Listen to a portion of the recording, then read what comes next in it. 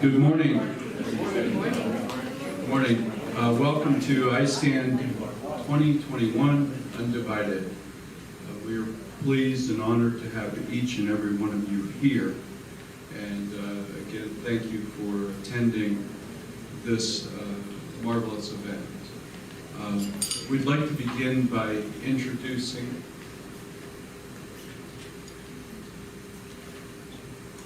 the Preston Family Foundation. Without their support, none of this is possible. And I'd like Gary, Charlotte, and Bart, if you could please come on up and give a few words.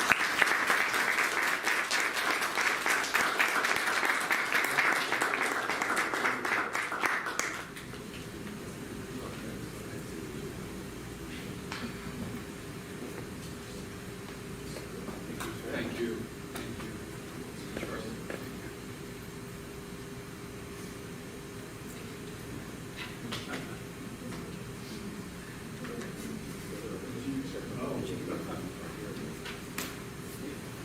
Well, some of you weren't here yesterday, and my granddaughter gave a speech without notes. I've got plenty of notes, and I hope I'm as eloquent as she is. Good morning, I'm Gary. It's my wife Charlotte, my son Bart, and my granddaughter's out there somewhere. I'm here to address the organization and tell you a little bit about the Preston Family Foundation. It was started in 1989 by Charlotte's father, Ray Preston. And since its inception, it's distributed over $12.5 million to over 300 charities, schools, nonprofits, and organizations like this one. Mr. Preston had a successful career over 40 years and decided it was the right time to sell his company. One of the many things he continued to tell all of us over the years is that one day, you and I will be judged concerning the manner in which we have managed that which has been entrusted to us. I work for my father-in-law. He told us that every day. He made sure that if we did manage what was entrusted to us, he would entrust something into us. So it's usually his foot. The foundation was formed with a strong belief in giving back to the community. Mr. Preston had other motives. He was able to bring his children, his grandchildren, and his great-grandchildren all to his home twice a year for the foundation meeting. It was usually on Father's Day weekend. So he had it going on. Over the years, our goals have changed and evolved, but we've settled on a major focus on early childhood education, the arts, and the community organizations. We were honored when we received the application from iStand, as we now have 3 generations of the family willing to serve and discuss the applications. Discussions on the applications can be very spirited with 3 different generations. Your application was considered by all to be one of the most well-written and organized applications we have received, and we do receive lots of them. I want to say good job to everyone at iStand. What was even more impressive was there was follow-up from iStand sent to us. It was so professional and it was so appreciated. A lot of times we don't hear from whomever we give the monies to. To tell you how much iStand organization means to us would take hours, and I'm sure Noelle and Randall would drag me off the stage. iStand literally was a lifeline of information, encouragement, and so many comforting words anytime, day or night, during our ordeal, as I'm sure that many of you have gone through. We relied on Noelle and Randall for guidance, strategies on how to work with government officials, State Department, embassies, and other countries' court systems. Our son Bart now knows about the Hague Convention and how it works more than most people in the world. We've been through 4 or 5 Hague courts. iStand was there for us during the dark and difficult days. And best of all, we were at this convention 2 years ago when the FBI informed us that our granddaughters were found. That is quite a story in and of itself. We've told many of you about it. Please share it. A lot of great things happen. A lot of pieces fell in part for us. But I can't think of any other group we would have been with that would have given us more heartwarming hugs that day. iStand Network and its connections proved invaluable in our quest. Their commitment to bring children home is unrelenting. I would ask each of you to read, and I mean read, their mission statement. They get full scope of all that they do. This organization is sometimes all distraught parents have to lean on. iStand tells us a lone parent is but one voice crying in the global wilderness, but together we stand as a clarion calling all the children home. We truly thank God for this organization, and on behalf of the Preston Family Foundation, we're honored to be a part of the iStand organization. Thank you.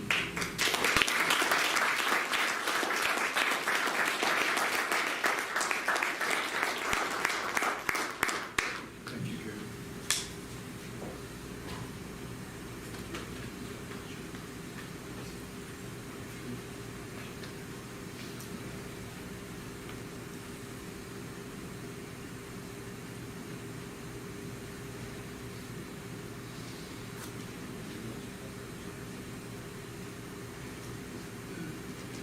We would also now like to invite the members of the U.S.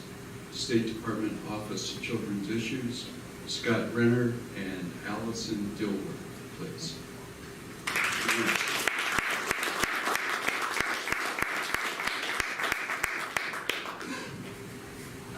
I'm here today with Alice. I've gotten to know many of you, and I'm here today with Allison Dilworth because as of Monday, Allison has taken over as the director of the Office of Children's Issues. And as I've told many of you, I've sort of slid sideways. I'm still sitting on the floor down the hall from Allison, and I'll be there to tell her all about you and your stories you've shared with me, as well as ideas I have, many of which came from you. So I'm going to stay involved. I look forward to coming to iStand events in the future in my private capacity. But I just want to say, as I'm stepping out and actively running the office, I just want to say thank you to all of you. I've really appreciated the fact that while you've always treated me with respect as a person and been kind, you've called me to task professionally. You've challenged me. You've challenged our office. You've asked questions, a lot of why questions. I know at times we've disappointed you, including recently. And I know at times, hopefully we've had successes. I look forward to the day when I get an email from iStand saying this year's conference is canceled because there's no need. Sadly, I'm not expecting that, but that's what we're all working for. I won't take a lot of time because we've got a lot of important things to talk about. I just want to say thank you and keep challenging us, keep challenging Allison. I'll be very disappointed if Allison says everybody's being too nice to her and not challenging her and her role. I'm going to let her just say hello. Thank you, Scott. And in the Foreign Service, we're very used to changing every 2-3 years from our positions. And very often you come in and you're told that your predecessor has gone already and here are the briefing materials and good luck. So the wonderful part about this transition is that Scott literally will be just down the hall. And so the institutional knowledge is not going to leave. I'm very, very grateful for that. I am Allison Dilworth. I'm a Foreign Service officer, 24 years. I've been most recently in Abu Dhabi for the last 3 years. So my career has mostly been in the Middle East, a little bit in Europe, and a little bit in Latin America. 8 years ago, I was the adoption division chief in consular affairs. And so I saw what my colleagues were struggling with on abductions just down the hall every day. And so this feels a little like coming home to me. I want to meet every single one of you. I will stay today to meet every single one of you who wants to meet with me, and I'm happy to set up meetings in the future as well. We are an open, communicative office, and that will continue. So thank you for all that you've done for your children and for other children.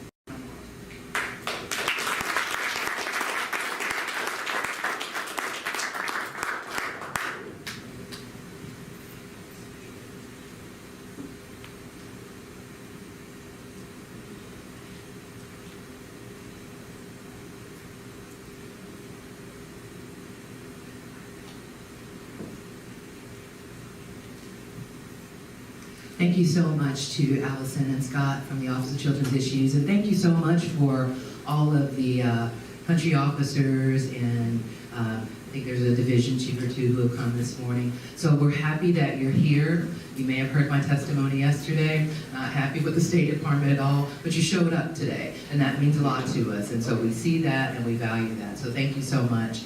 We just implore you to keep showing up for the neat events like this, but more importantly, showing up for all of the children and the parents who are here that don't have the pleasure, like myself and Michelle and just a couple of other parents in this room, to be reunited.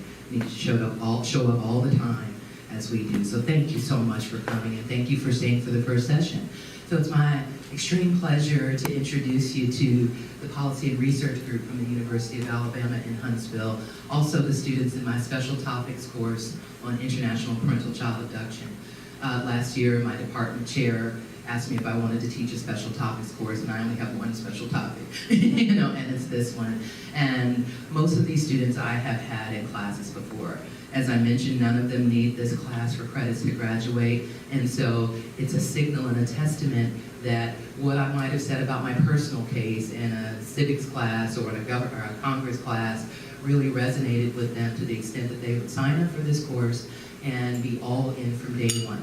And so I'm pleased to introduce the first panel, the first plenary session, the State of International Parental Child Abduction Research and Policy. The abstract is on our sketch.com website, and you're welcome to look at that. And so I won't take the time to read the abstract. What I'd like to do is share again the purpose of these students being here today. They had an extraordinary opportunity yesterday on Capitol Hill. They met with Senator Tuberville from the Alabama delegation. They attended parts of the hearing, and they got a real feel for the legislative process as it relates to this issue. But that's just the beginning of their work with us. When we return, each of them are invested in service projects that will have long-term implications. One of the criteria is, will it be lasting? So no one-shot deals. As a matter of fact, Josh and Robert, their service project is right now, they're live streaming it and we record it. So for all time, it'll be out there. You will meet Sarah Hakeem later today, who is our new liaison between iStand and our partners at iHope. And so each of them has a fairly significant point value service project, and that's just the second. So it's a tripartite experience that they're having. And the third one is they are laying the foundation with me to establish a Center for International Research and Policy, International Parental Child Abduction Prevention and Research at our university. We believe that it's time for this type of center to evolve, because one of the things that you will hear repeatedly in their presentation is we do not have enough data for policymakers to adequately address this issue. And so without further ado, I will turn it over to Jonathan. Give me just one moment to get the PowerPoint. Hi, everybody.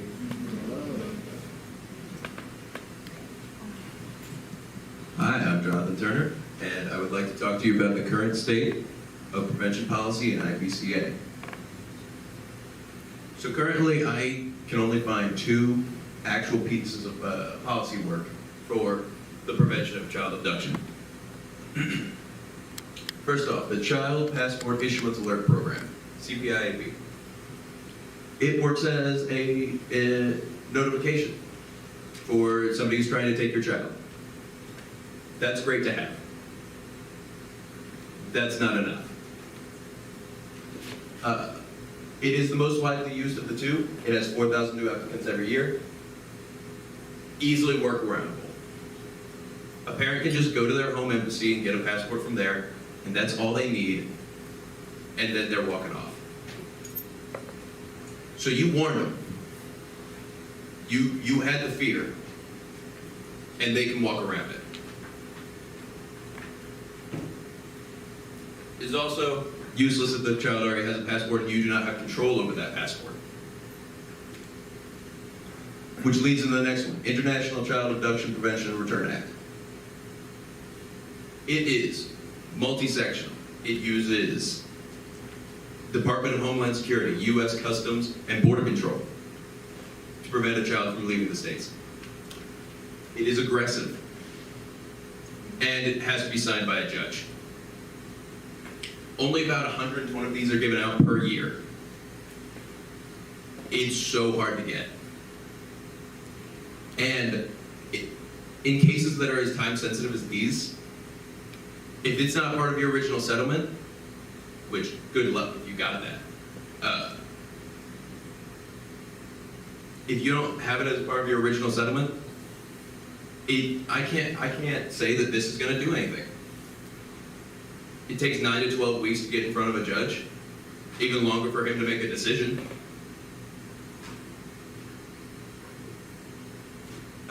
Next slide. So one of the improvements I'd like to see are a couple of them. And I don't have the ball up here, but for the CPIP, it has to act as a database that every department can reach. U.S. Customs, Border Control, everyone should be able to access this database and have the training to realize that they are dealing with at-risk children. They are letting opportunities slip through their fingers to prevent abduction. I would also like to see data recorded on these, either of these, to prove their effectiveness, to improve them over time. To get that, I believe that we have to install border controls, or exit controls, on the border.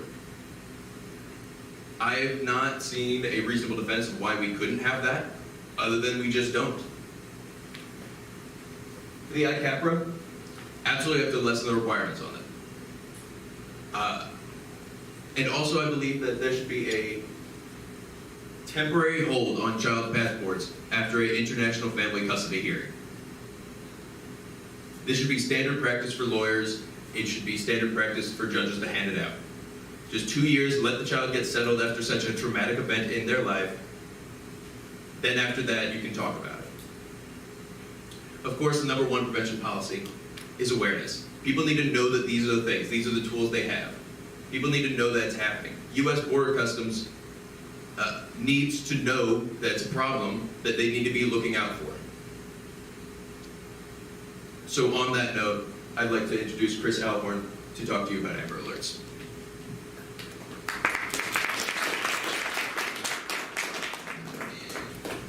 Well, thank you, Jonathan. As my colleague mentioned, my name is Christopher Alhorn, and my research in this topic has been devoted to discussing Amber Alerts. During our time, I'd like to talk about the potential for Amber Alerts to combat this persistent problem of international criminal child abduction. Briefly, I would like to discuss 3 topics. First, the context for Amber Alerts as a whole. Second, current DOJ policies on Amber Alerts. And third, the need for the research on the utility of Amber Alerts in international abductions.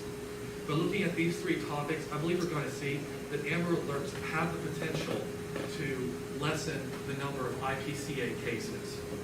So let's start with the context of Amber Alerts. Amber Alerts were begun in 1996 in Dallas after the tragic kidnapping and death of Amber Hagerman. The Amber Alert system was nationalized in 2003 by the Protect Act. In its 18 years of operation, the program has saved 1,064 children from either death or serious injury, according to Department of Justice statistics. I should note that there is some dispute about these numbers. Certain researchers believe that the program has not actually been responsible for saving some of these children from death or serious injury. However, the researchers in a study done earlier this year have not disputed that Amber Alerts are useful for recovering children in general. The dispute is over whether Amber Alerts are successful in saving children in imminent danger. In this context, Amber Alerts could certainly be helpful at stopping IPCA abductions. So now that we've talked about the context for Amber Alerts, I'd like to move on to discussing when Amber Alerts can be used. The Department of Justice sets guidelines for Amber Alert usage. These guidelines only recommend issuing Amber Alert if the child is in immediate physical danger. That is the only time that they can be used according to current guidelines. However, they are frequently used in parental abduction cases. One study found that 50% of all Amber Alerts are issued for parental abduction cases. Unfortunately, under the DOJ's rules, a child who is in danger of an international abduction cannot have an Amber Alert issued unless the child is in immediate physical danger. This is a tragedy. The Department's justification for this policy is that Amber Alerts have to focus on the children in the most danger. The flaw in this logic is, of course, that children separated from their parents and separated from the authorities who can help them are, in fact, in grave, long-term danger. Now that we have discussed when Amber Alerts can be used, I'd like to move on to research for using Amber Alerts in danger for children in danger of international abduction. Unfortunately, there is very limited research on this issue. Although there have been broad studies about Amber Alerts in general, there have been no studies about Amber Alerts in IPCA cases in particular. We can draw on the general studies to see that it is very likely that Amber Alerts could be very useful in IPCA cases. One study found that 84% of Amber Alerts are successful in recovering children. Only 8% of children for whom an Amber Alert is issued either die or are never found. The success rate for Amber Alerts in IPCA cases may not be 8 out of 10, but even if it was close, numerous children could be saved by Amber Alerts and prevented from years of pain and suffering without their parents. In the future, Amber Alerts may save children from international abduction. We can hope that the DOJ will draw on the mission of Amber Alerts to expand the program to allow Amber Alerts to be issued for the sole reason that the child is in danger of an international abduction. I believe this coalition should ask the academic community to research the potential for Amber Alerts to help authorities stop international abductions before they happen.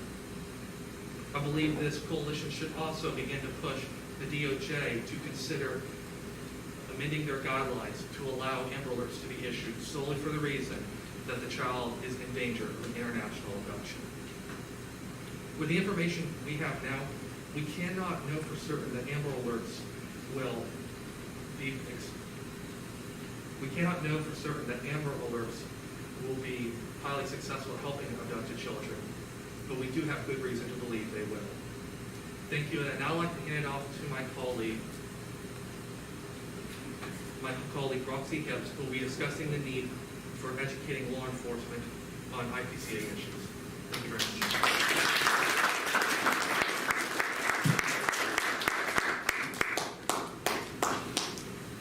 Hello, my name is Roxy Hibbs, and thank you all for letting me be here today with you all to speak on the topic of the lack of information regarding international parental child abduction and how that affects a left-behind parent's efforts into being reunited with their abducted child.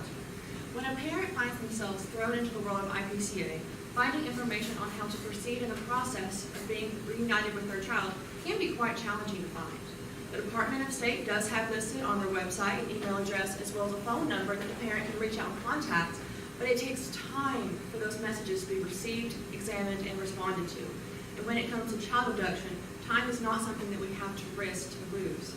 So if a parent doesn't want to risk losing any time, they're highly encouraged to go to their local law enforcement agency to seek help. I mean, we would all like to think that that's the best and fastest way of beginning the process of being reunited with the child, right? In some cases, it is. But sadly, research does show that not all law enforcement agencies are familiar on their information on IPCA to properly help those that have been affected. I had the fortunate luck of actually meeting with a former FBI agent who had personally dealt with IPCA cases during his career. We sat down, and he proceeded to tell me about a specific case of a child that had been abducted to a European country. And when he went to his supervisor to ask if he could put together a team after they located the child to bring the child back home to his habitual residence here in America, his supervisor said to him, "No, I don't know how to proceed. I'm not familiar with this, so let's not investigate any further." How sad and incredibly frustrating, especially for the parents, that law enforcement officials are not only not familiar with the process of IPCA, but also will not even educate themselves to save the child that has been affected. Now, hearing this story actually made me wonder about my local law enforcement agencies in the area of Northwest Alabama. So I conducted a survey across the vast majority of those agencies, and I asked them the question, are you familiar with IPCA? As you can see on the graph on the left, out of the respondents, only 34.6% of officers responded saying that they were somewhat familiar with IPCA, while only 9.1% of respondents said that they were familiar with IPCA in the process. That's less than 10% of all these officers. I then proceeded to ask them the question, are you familiar with any resources that you could help provide to a left-behind parent to help aid them in the process of reuniting with their child? 31.8% said they were somewhat familiar with the resources, while the remaining 68.2% of officers said that they did not know how to proceed. With these results, we can clearly see that there is a significant lack of information and awareness on IPCA within law enforcement agencies, and this can greatly affect the process of a parent trying to be reunited with their child. I also conducted a second survey across the general public because the general public also lacks awareness on IPCA. So I conducted a survey that asked the question for the public, are you familiar with the issue of IPCA going on in America? Out of 173 random individuals surveyed, 145, a huge majority, said that they were not familiar with the subject, while only 28 individuals were familiar with it. This lack of information on IPCA with the public is a serious issue. There are too many cases of IPCA going on every year for this issue to go as unnoticed as it has been in the past within the public eye. The more information that is spread to the public, the more warning signs that parents will be able to see and hopefully be able to notice before an abduction to be able to prevent it and take the action towards that. Parents will know what to do and where to go if this were to happen to them, and hopefully have less of a chance of feeling lost and confused during this process. We could even have a better chance of helping those that are currently facing IPCA right now. I propose that we bring more attention to advocacy coalitions such as iStand Parent Network that are working so very hard in the fight to bring these American children back home to their habitual residence. We need more IPCA-specific law enforcement training to get them more familiar and more informed on the issue, so that way they will be better in helping those affected. We need more campaigns, more fundraising events, more education brought to the eye of the general public, so that together we can all learn and try and decrease the amount of international parental child abductions that are happening each year. The more people that are aware, the better we can educate ourselves, so that we can help reunite left-behind parents with their abducted children. And next, I will be introducing my colleague, Ashley Richardson.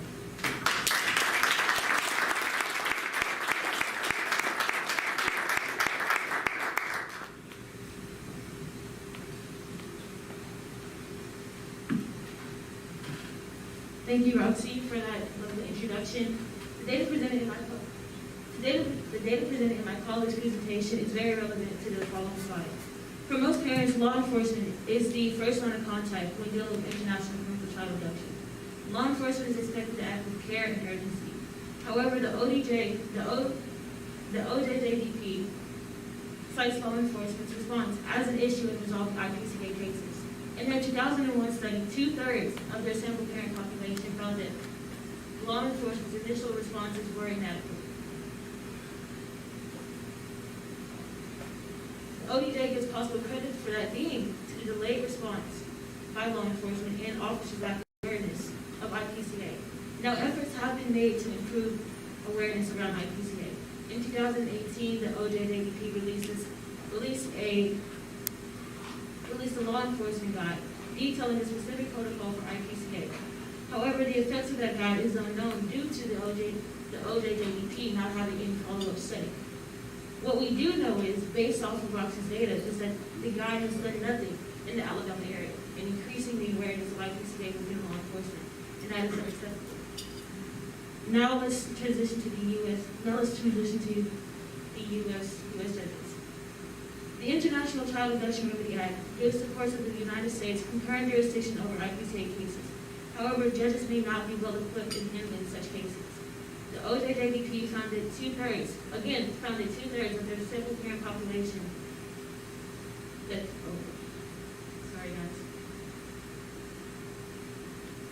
They found that the judge's inexperience was a major obstacle. The data supports prior research that shows 3/4 of the U.S. judges found had little to no experience with IPCA. Lack of experience explains the lack of consistency in sentencing. There are limited prosecutions under the International Parental Kidnapping Crime Act, and according to the United States General Accounting Office, since 1993, only 62 parents have been indicted and 13 parents have been convicted. Now, I'm sure the number is much larger, but due to the data deficit in IPCA, it is hard to tell. And again, efforts have been made to increase awareness around this area. Training programs have been implemented, but again, the lack of available data, but with the lack of available data, the effects are unknown. The main consequences of these two entities and the lack of awareness is the wasting of IPCA's parents' time and the lack of the consequences for parents who illegally take their children to different countries. Means of fixing this problem relies on the education of judges and law enforcement that goes beyond the 300-page handbook. Thank you guys for your time. Up next, we have Caitlin. She will be discussing the lack of central contact with IPCA.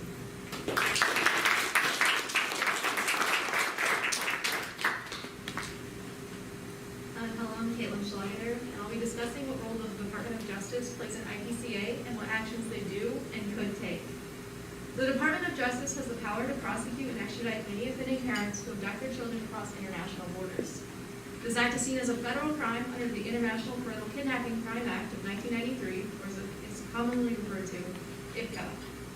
Even though the DOJ has these powers, there are very few cases of prosecution and even less cases of extradition. When a case is brought up, they are typically dismissed. In some instances, extradition action cannot be taken because the country the child was taken to has no extradition treaty with the U.S. But this is not the case for every single country where there is an active IPCA case, so the DOJ still has action they can take there. It is often as well that in many proceedings of IPCA cases, the DOJ will defer to the State Department, citing they do not want to interfere in Hague proceedings. But what about when the Hague fails? What happens when the parent is brought back and the child is returned home? This has been seen time and time again. The State Department is the central authority, but the DOJ still has power to act. These cases often come up in local courts as well, and as my previous colleague stated, inexperience on the matter of IPCA often results in these cases being mishandled. The DOJ has stated they offer training to these judges and law enforcement through documents and occasional symposiums, but they could be more active in training to make sure these cases are handled swiftly and properly. Education is important, as seen in the case of the United States v. Qatar that was recently resolved in 2020. Qatar and his wife moved to Yemen together after being married and divorced there and left Yemen separately, leaving their children. The mother, once returning to New York, filed for custody of the children, and Qatar fled back to Yemen and decided to retain his children there and not return them to their mother in New York. As part of the separation, he had forfeited his passport but was able to get a new one at the Cairo embassy after claiming he had lost his. Because of this, Interpol was able to flag that action and move to retrieve the children. Qatar was tried and found guilty of parental abduction. He later appealed and stated he was wrongfully tried under IPCA due to the vague interpretation, as he had only retained them and not taken them. The original judge's decision was reaffirmed as lawful because they were knowledgeable on the issue and knew the text and interpretation of IPCA that states wrongful retention was also a crime. The DOJ can do more on education so more decisions like this can happen. The prosecution of IPCA crimes like this sends a clear message about how the United States feels on this issue. It may not be seen as an illegal act in other countries, but it affirms that it is a crime here in the U.S. and should be treated as such. This criminalization and action not only sends a message to other countries, but also to parents that the U.S. cares about their children and can bring many of these left-behind parents hope. This is best seen in the case of Dr. Braun and his son Nico. His son was abducted by his mother to Brazil, and the parents of the mother decided to take a trip to the U.S., and because of coordination and action from departments like the DOJ, were retained by FBI agents in Miami when they arrived. This allowed them for them to be tried and brought up hope of Dr. Braun's son being brought home. More importantly, the action of the DOJ would act as a deterrent of IPCA crimes. It would show that there are in fact consequences to parental abduction and could prevent someone from even trying because of those clearly shown consequences if more prosecutions and even extraditions occur. Response is fragmented and leads to deference and inaction from people who have power like the Department of Justice. would now like to introduce my distinguished colleague, Brenda Fernandez.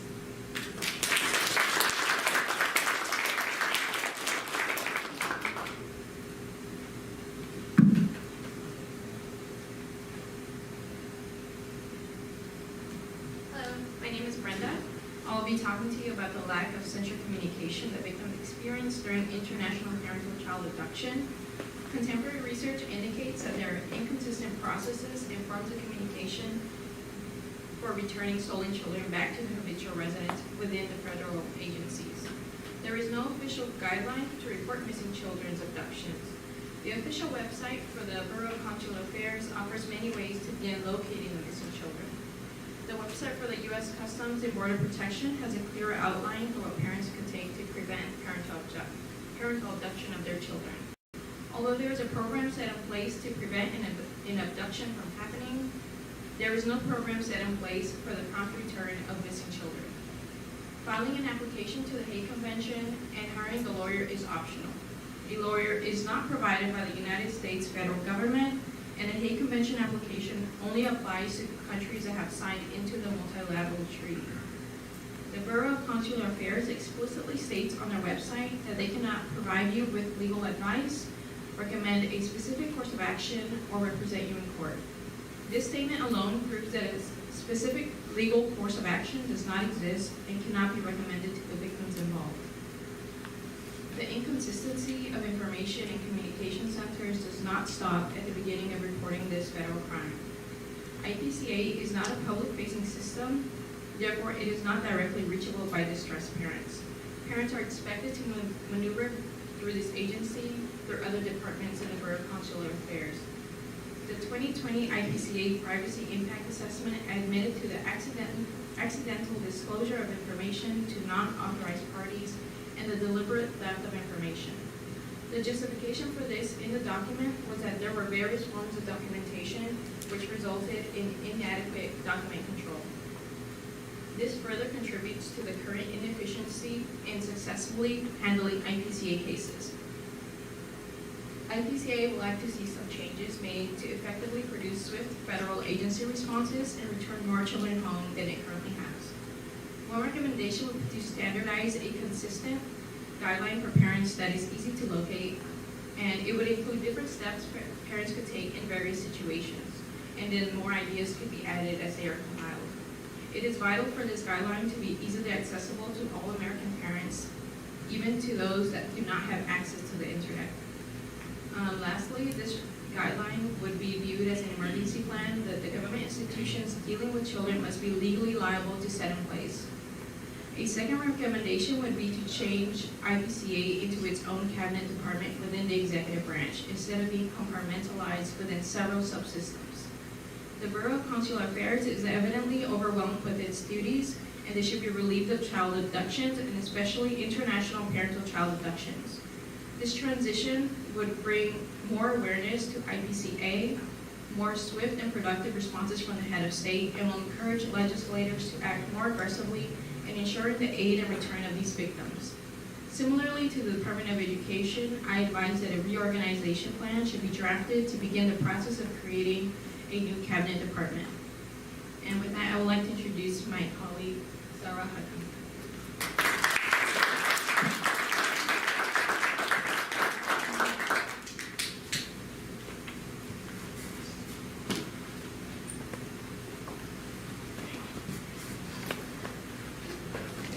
Good morning, everyone. In hopes to efficiently restrain and solve the issue of IPCA, we propose a coordination for a comprehensive tracking system. For so long, a gap in federal response has largely been due to a lack of an accurate tracking of case activity among the several interconnected agencies involved in bringing a child home. These interconnected agencies include the U.S. Department of State, the Office of Children's Issues, the Bureau of Consular Affairs, and the Department of Homeland Security.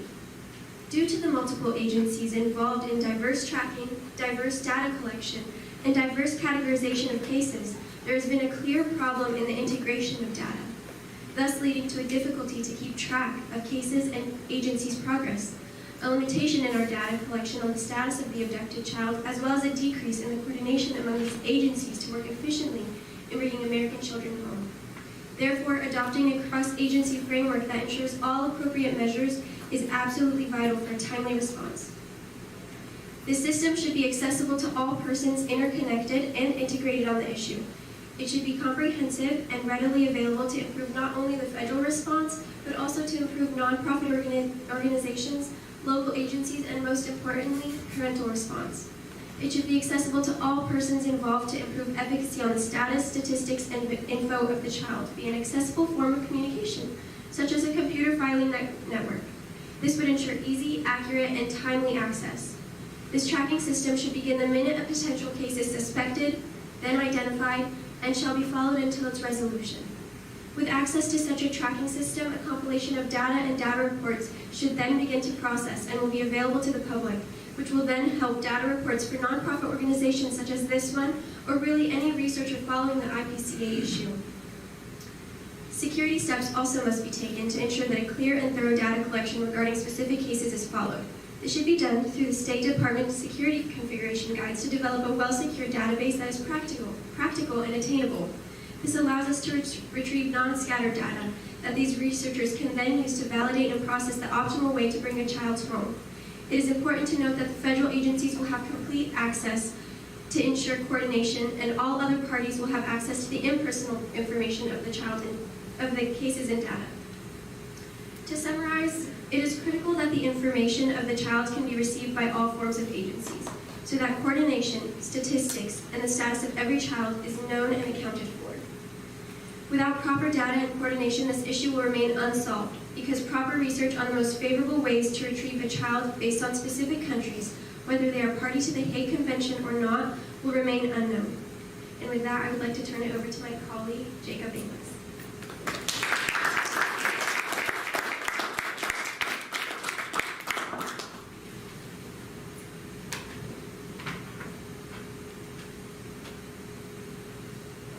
Hello, like my colleague Sarah, I'm also here to talk to you about data collection today. So first off, let's start with where do we get our data right now. The big source, as many of you are aware and have used this report, is the Department of State's annual report on international child abduction. This is a long and comprehensive report. Last year's report for 2020 was 240 pages. It contains a lot of data.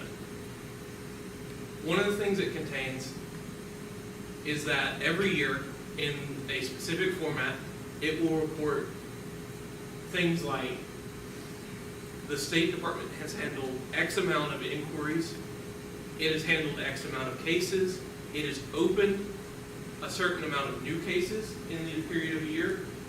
It also presents how many children were returned in a year, as well as a statistic on cases resolved in other ways. So, what's the problem with this? Well, for one thing is, this data is really not specific enough. This data is useful on its own, but it isn't broken down into its subcategories. Let's take a look at the categories of returned children and cases resolved in other ways. In the case of the data point of returned children can be returned in multiple ways. It can be, a child can be returned either through voluntary agreement between parents, mediation, a court return, and there are a couple other criteria that a child can be returned for a case to be considered in this category. Cases resolved in other ways is a similar issue. There are several criteria a case can meet for it to be resolved that doesn't include the child's return. The child can either age out of the system at 16, the child or the parent can pass away, plus a couple other criteria that goes into this category. But this data is not included in the annual report. We don't know how many of each type of return or criteria for cases resolved is included in this data set. But we do know that this data exists.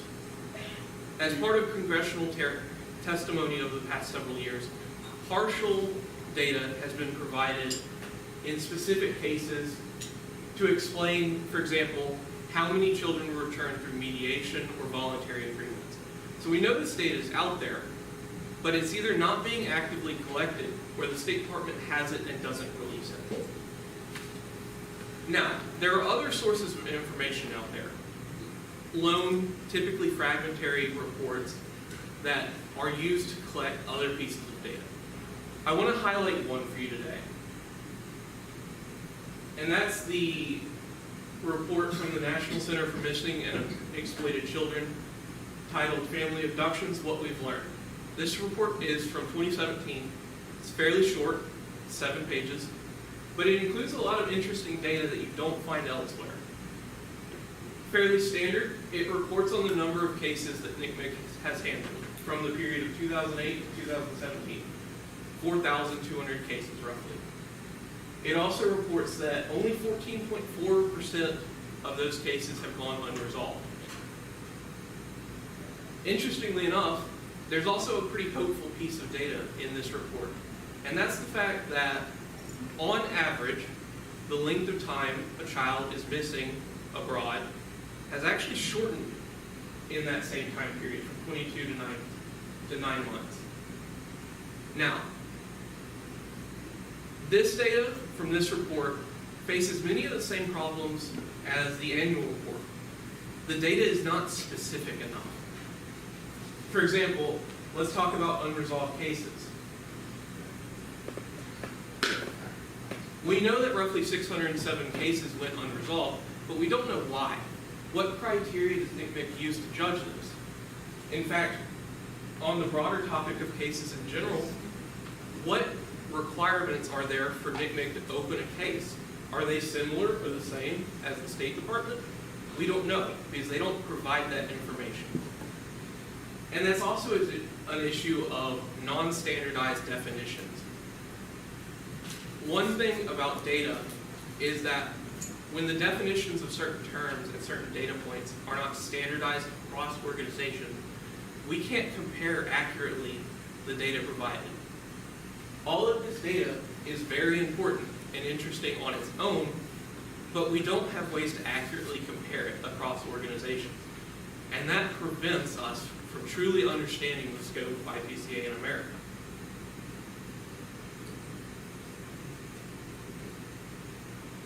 So what do we do about it? The first thing is we have to identify exactly where those gaps occur. We need to know exactly what's wrong with the report, what it does right, what data is still needed, where that data can be broken down further. So there's really three things we need to do for the data to be more useful to us as researchers, as parents, and as policy practitioners in the government. First off, we need standardized definitions across organizations. Organizations roughly need to follow the same definitions for data points so that we can accurately track statistics across those organizations. We also need improved specificity. As I mentioned, the data can and should be broken down further. Next up, we need more comprehensive metrics. We need more data in general that is not currently being reported. And finally, the data needs to be more accessible, especially to the public.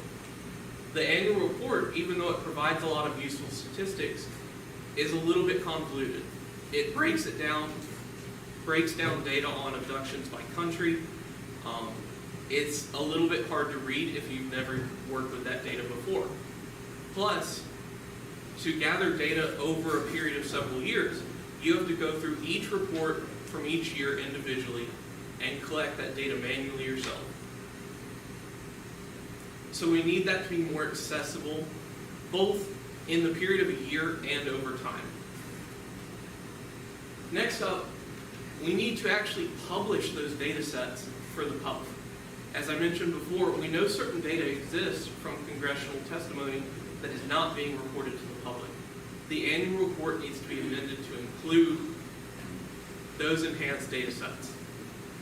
And finally, the last thing we can do to improve the collection of data on IPCA is to incentivize and allow nonprofits and parent networks to engage in their own data collection.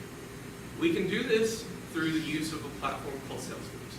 It's free for registered 501c3s, it's modular, it's a fairly powerful tool, but it is difficult to implement, especially in volunteer or organizations with very few employees.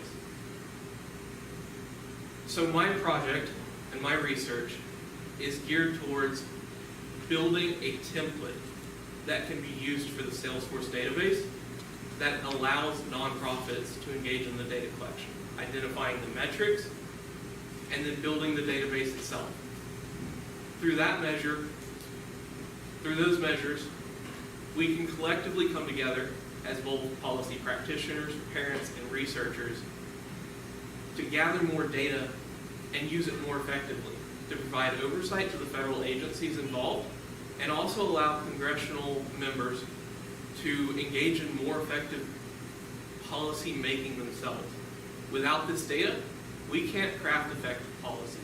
And if we can't craft effective policy, children that could otherwise be brought home remain abroad, and that's unacceptable.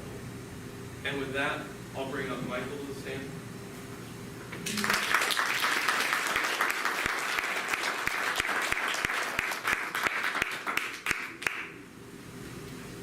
Thank you. My name is Michael Harrison, and I'm here to talk to you today about continued noncompliance. Mr. Harrison, can you speak into the microphone? Thank you.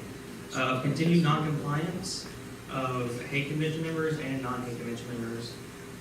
The problem of returning a child that has been abducted internationally is a strenuous and arduous process, one that is only compounded by the lack of effective implementation of the Hague Convention. Since the convention was passed, 86 countries have become members. However, of these 86 countries, there are 5 that are habitually non-compliant with the Hague Convention and have yet to have any meaningful repercussions for the continued non-compliance. The State Department's annual report on IPCA shows us that Argentina, Brazil, Colombia, Egypt, and Ecuador, for the almost past decade, have been non-compliant.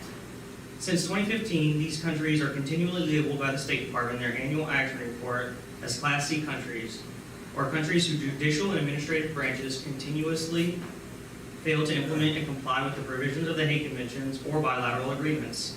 This includes the failure to return children after a court order has been issued, the intentional delay of court dates, the refusal to locate a child, or to respond to formal requests in a timely manner. These intentional roadblocks are not behavior that is suitable for convention members who have made a formal agreement to abide by these standards and whose continued noncompliance undermines the authority of the convention to which they belong. Time and time again, they have demonstrated their blatant refusal and cooperation towards the return of these children who have been abducted. While Egypt may not be a member of the Hague Convention, they did enter into an agreement with the United States in 2003 that stipulates for consular access to abducted children and voluntary resolution of abduction cases. However, even regarding their own bilateral agreement, the Egyptian government routinely obstructs the return of children. They lack basic, clear legal proceedings when it comes to determining habitual residence for these abducted children, which leaves these children to hang in limbo, averaging 3.5 years per case. In 2018, they had 91% of their cases still open for longer than 12 months. Egypt receives a substantial amount of federal humanitarian funding that totaled to $125 million in 2020, which is paid by the American taxpayers, the same people who are being denied the return of their children. On the inverse, we have the example of Brazil, a country who is a member of the Hague Convention and who has the worst track record of noncompliance among all convention members. Regardless of this, they still routinely suffer no consequences of action under either the Hague Convention or the Goldman Act, an act which was passed specifically because of the lack of response from the Brazilian government. Brazil in 2018 had 25 open cases, with 59% of their abduction cases still open after longer than 12 months, with no cases at all being closed or resolved the previous year before in 2017. And if you look at the chart here, we can see that not one single case between 2017 and 2019 has been absolved. And that is either from non-compliance from the Hague Convention or an unable to come to a mutual agreement between the parents, or either way. This shows a long-standing trend of cases in Brazil lasting on average of 5 years and 3 months, with it taking almost 6 months to even locate the missing child by the Brazilian Foreign Authority. One case has been open for 9 years total, with a decision made from a Brazilian court for the return of the child. However, the court system there has failed to enforce their own court order.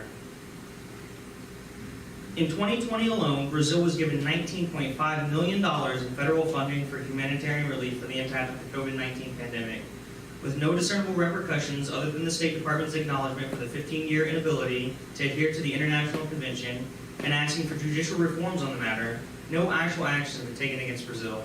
What needs to be considered is the use of federal funding or other injunctions preventing foreign aid to these countries, which is stipulated under the Goldman Act and has been used on which has not been used on Brazil or any country in the State Department's annual report.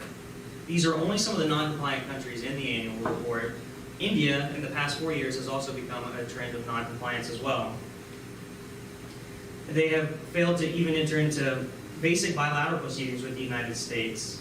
And in 2021, India received $2.24 million in humanitarian relief funding from the U.S. alone, only to enact an affront to international human rights and deny the return of 103 children from the United States in just 2019 alone.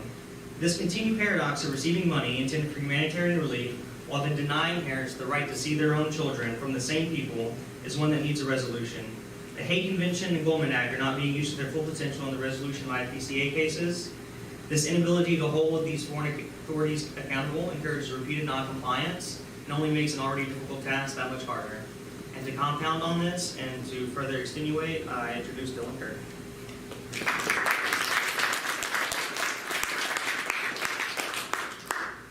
Hello everyone, my name is Dylan Kirk. I will be continuing the information on non-compliant states and lack of punitive actions.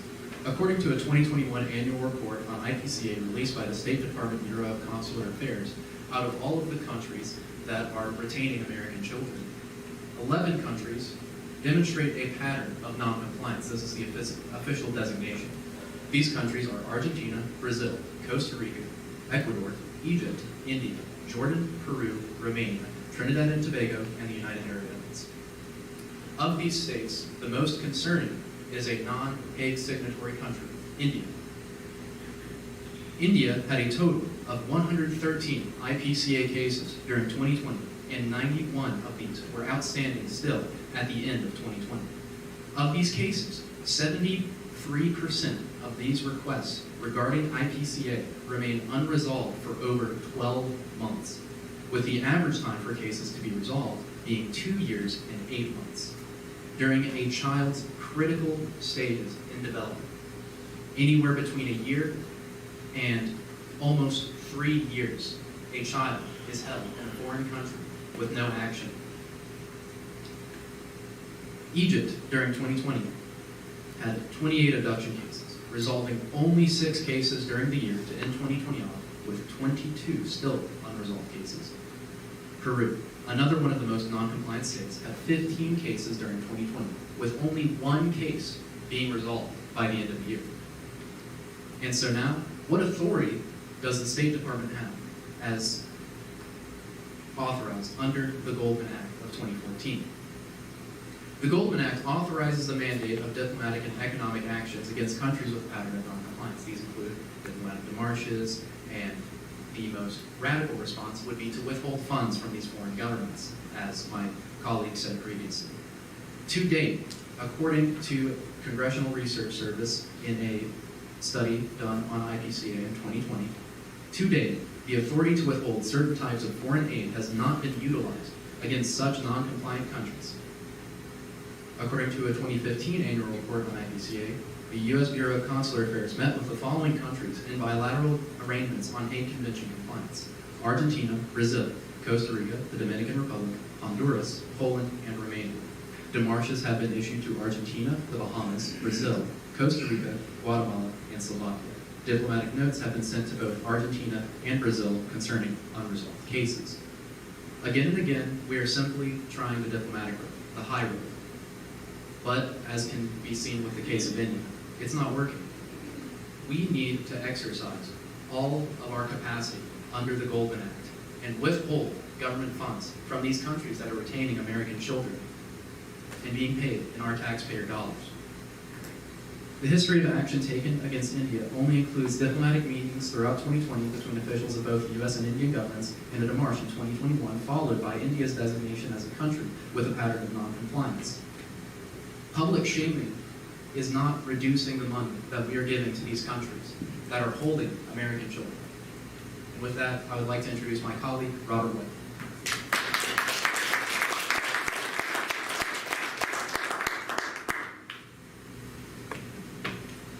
Hello, I'm Robert White, and I'm here to talk about the trend of pushing countries to join the Hague Convention that haven't yet, and seeing an uptrend in resolved cases. Now, when I first started learning about IPCA, you obviously have to learn about the infamous Hague Convention. And as I learned more about it, I heard a lot of criticism, and rightfully so. And it made me wonder why even use it. It's pretty outdated, it's from the 80s. Why not just scrap it and throw it away? Well, for how bad at math I am, I'm a numbers guy. I like to see countable and quantifiable numbers. And I went to the annual reports to find these numbers. And one country that I found was Japan. And they joined the Hague in 2014. And on paper, since then, they've seen what seems to be significant improvement in resolving cases. Now, there's a saying, numbers don't lie. I'm not sure that statement is true. One thing that I do know is true is that numbers don't always tell the whole story. Now, resolving cases doesn't mean that a child came home. You need to understand that. It can be resolved in a multitude of ways. And a lot of them aren't happy endings. And also, with Japan specifically, we have to understand that Japan still has major issues in resolving pre-Hague cases. Cases before they joined the Hague Convention. Now, regarding that, you have to take these numbers with mostly a grain of salt. But as we can see though, when Japan joined in 2014, there was a significant change in their numbers. They went from 12% in 2014 to 54% in 2019. Now those are mostly Hague cases post them joining the Hague. But I think it's a good case study to look at when understanding why even 30 years later we still need to push countries like India with an abysmal 9% return rate or resolve rate in 2019 to join the Hague. Now, you can't just look at one country and be like, that's that. You have to compile more data. So what I did is that I chose 10 random countries from a random country generator, 2 criteria, either be a part of the Hague or not, and also have a minimum of 2 open cases in 2019. Now, it does back up my claim that countries that are part of the Hague do perform significantly better than countries that are not a part of the Hague Convention. And that's important to understand. But it's also very important to understand that the Hague is not an end-all. It's only the beginning. Because countries like Brazil, who have been a part of the Hague since 2003, still only have a resolve rate of 25%. That's abysmal. That is as bad as countries that are not a part of the Hague. And this is why it's still very important to push countries that are even a part of the Hague to return our children, because our goal isn't just to resolve cases, it's to return children. It's about bringing kids home. It's about, as my colleagues have said, changing definitions, pushing the people that need to be pushed to bring our kids home. And this really put in perspective how we still need to push countries that, like India, to join the Hague Convention, but at the same time, push countries that are part of the Hague Convention to keep fighting, to bring our kids home. And with that, I'm going to pass off to my esteemed colleague, Joshua Greer.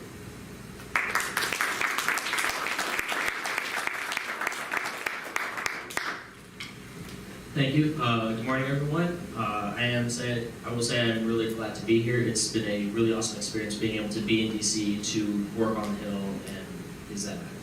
So my point is on the legal expense grants. So as many of you know, and as we have many testimonials on, fighting these abductions is extremely expensive.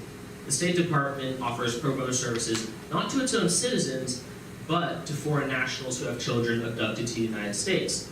Now, I don't want them to not help people whose children are abducted here, but it is a disgrace that the State Department does not help out its own citizens as much as it helps out those of other nations. As it currently stands, United States citizens have to rely on themselves and their own sources of funding to cover lawyer costs, legal counsel, travel, staying in other countries, visa applications, and many, many other factors.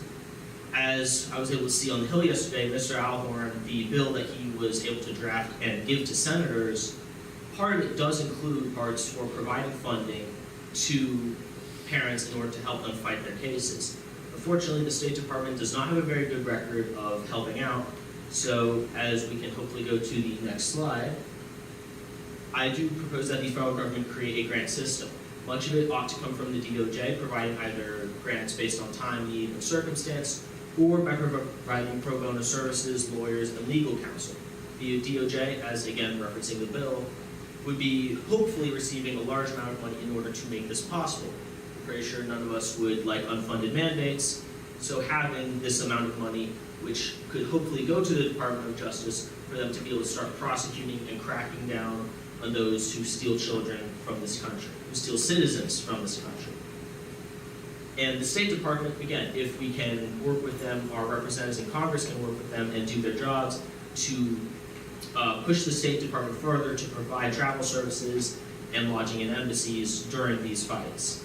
Again, we have many countries which are non-compliant and it takes years to resolve these cases, and I'm sure parents would sacrifice everything for their children, but there are many cases they simply do not have enough to sacrifice to these legal systems, which is why I do propose the federal government provide those services. And again, it's clear the federal government has no problem spending an awful lot of money, so a comparative pittance in order to save its citizens and to save its children, I do believe is not an unfair ask to the federal government. And with that, I would like to turn off to our last, but definitely not least colleague, Hunter Ricketts.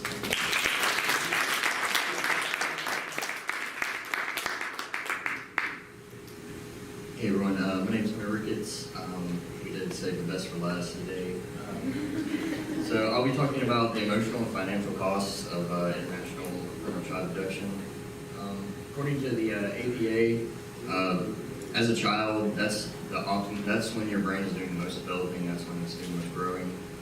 So it's essential that their mental health be in a good place so that they have the proper development they need to become functioning adults, essentially. Many children don't get professional counseling or medical help after they return, and this has a lot to do with the costs, like Josh was just saying. Yeah, and even if you do have the right insurance to pay for that, usually your insurance goes up, and the costs are pretty immense. There's a lot of symptoms that children undergo once they do return, especially when they're abducted by a parent. It's not much different from being kidnapped by a stranger. They often suffer symptoms like problem trusting people, problem making friends, problems in school, anxiety, fearfulness, and depression. And this is only magnified when they undergo brainwashing, essentially, from the parents that have been holding them illegally. There's no doubt that even more symptoms are there. It's just hard to get information from children because they don't want to talk about it usually. So that's why it's important to provide these medical services, because without it, they usually will just keep it inside and it'll tear them up. And I know I've personally suffered from mental health problems, and as a child, I can't imagine going through something like this. And as a member of the military and in a fraternity, we have made a lot of progress in terms of mental health access, and I don't see any reason why a bunch of frat guys in college should have better access than children who are abducted internationally to mental health treatment. So my proposals for the government, it should be subsidized in some way. This should definitely be free. There should be a psychiatrist essentially waiting for the kid once they get home, because that's pretty much the only solution I see. Some sort of free program, and having specially trained experts to be talking with the parents before the child's return. I think it'd be very beneficial so they can get a sense of the child and what they're like, how they were before they were taken, to try to get them back to that or get them back on track, having with the parent commission, of course. Yeah, with that, I guess I'll turn it back over to Dr. Hunter.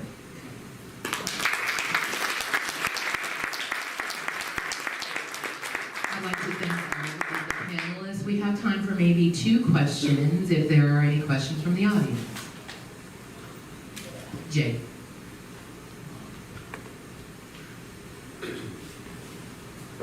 First of all, thank you so much for the fantastic study, and I just can't imagine how much time and effort you must have put into that. That was very helpful, very insightful, and it brings us hope long term.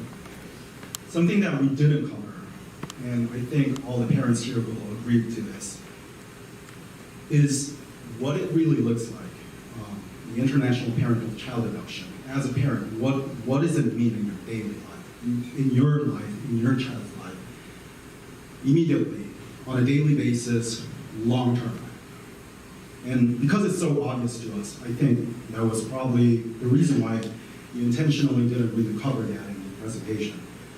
But as a parent, we all know that we feel helpless. We feel almost abandoned, and we become the central tower who controls everything, coordinates everything, find a solution. We have to run ourselves, contact each department that is in charge. All individually acting, they're not coordinated at all. And our only hope that we turn to is the State Department. So that's why my mixed feeling comes into play, because you guys are the only place that we have to rely on. But at the same time, we don't feel, I guess everyone will agree to this, we don't feel like we get the support that we need. So thank you so much for the presentation, but I'd like to kind of revert our attention a little bit to the State Department. Actually, it might be a question more towards the Department of State. But I'm so glad to see everybody in person, beyond just emails or phone calls. I understand that we are all people, and I'm so glad to get to know people. I actually talked to them. Oh, we lived in the same city at one point, so that's all great. But we're here to talk about business, and we need results. We need change. And I think we'd be lying to ourselves if we just say, oh, we appreciate your support, we know that you're there, and we hope to continue to contact you and end the conversation there. So I'm just going to point out in a very harsh way, we feel like we don't get support. Just imagine how you would feel when you send multiple emails, leave multiple voice messages, and the only response you get is, in 2 weeks, oh, sorry, we weren't able to get back to you. Or even saying, oh, we have to just wait until the other country goes through a 2.5 years process. But even after that, getting all the legal documents, all the decisions made, and we only get to hear, there's not much we can do at this point. So I think yes, sorry, I'm just going to wrap things up, but I'd like to summarize it to 2 questions. Why are we feeling like we are not getting enough support, at least calls or contacts back, answers to our questions? The second thing is somewhat related to the presentation. We were talking about extradition process. My immediate need is getting the abductor extradited, and I want to know if the State Department can take any significant role in that process, even indirectly. What can we do? What can you guys do? That's my main question.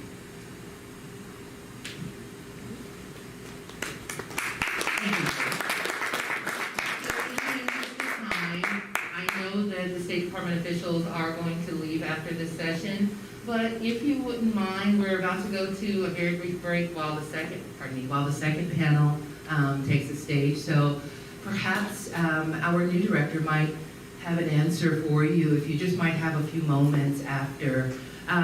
Do we have any questions for the panel? We've got time for one more. I certainly understand the question for Jay, but we do want to give the courtesy to ask them. First and final question. Hi guys, folks. I just want to thank you for an amazing presentation.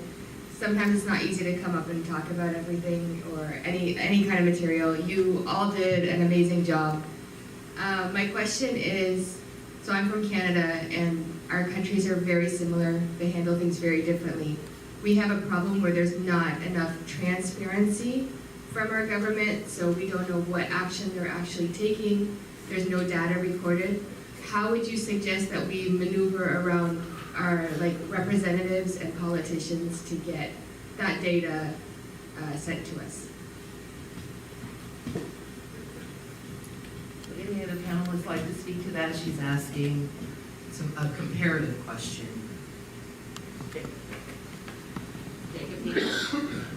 Hi, so to answer your question, I'd like to give you an example. So I mentioned in my presentation that congressional testimony has provided some information that we didn't previously have in terms of data. One thing I would suggest, not being aware, one thing I would suggest from my research into the congressional testimony is to have your representatives make a specific request for whatever data you're looking for. For example, Senator Tillis in a congressional testimony asked the State Department to provide very specific data over a period of 10 years, which they then did. So just to provide that example, in my research, I've seen that there are multiple examples of having your representatives go on record in writing asking for that information is probably the most effective thing, because especially in the case of the data, we wouldn't have that otherwise if Senator Tillis hadn't taken that initiative to write that letter. So I would just, Mr. Alhorn has a closing comment on behalf of the group. Their white papers, each one of them has produced a white paper on their particular subtopic. I had a little trouble uploading it, but it'll be in the email of conference proceedings today. You'll have all of those briefs, and you should use those as talking points yourself. Mr. Alhorn. Thank you, Dr. Hunter. And if I stumble on what I'm about to say, it's only because I, like all the other students here, feel very passionate about what we have talked about. We know as American citizens that we have the right to petition not only the legislative branch, our Congress members, as we did yesterday, but petition the executive branch. And right now, we want to petition the Office of Children's Issues, the new director, right now. Madam, we are requesting that you support 3 legislative measures. And I would like to note before I start, Dr. Hunter did not put us up to this is spontaneous.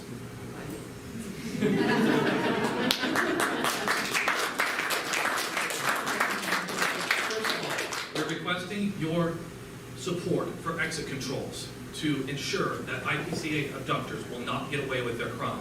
Second, we are requesting your support for higher sentencing. Right now, the current legislation only allows for 3 years in prison. We want at least 10, if not 20.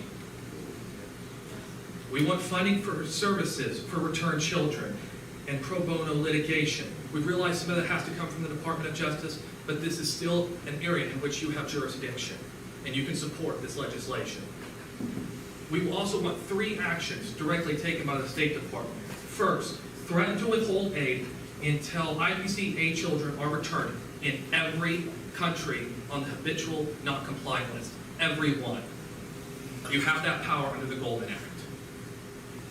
Second, we want better data collection and comprehensive coordination among agencies, as well as central communication for parents. Specifically, among data collection, we want upfront on the report, on the annual report, the number of children still held abroad, as well as the number of children returned in the last year. We have looked at the reports, the number of children returned in the last year is on them. Up front, the number of children that are still held abroad are not. We want reporting in a child's case as resolved. We want to report a child's case as resolved. Only if the child comes home, there is no alternative. And third, we want the reports to compare data over several years, not just one.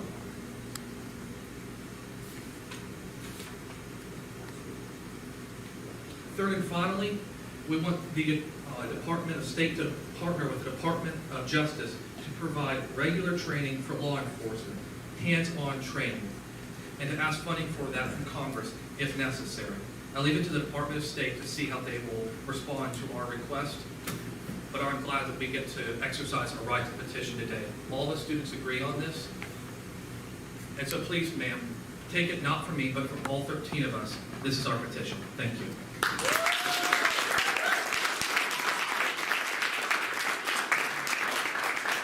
Thank you so much. Very, very well done. We're going to take a very brief break. I would like to ask our panelists for the second session, international organizations leading the way, our representatives from Bring Abducted Children Home and Return Our Children Home Canada. If you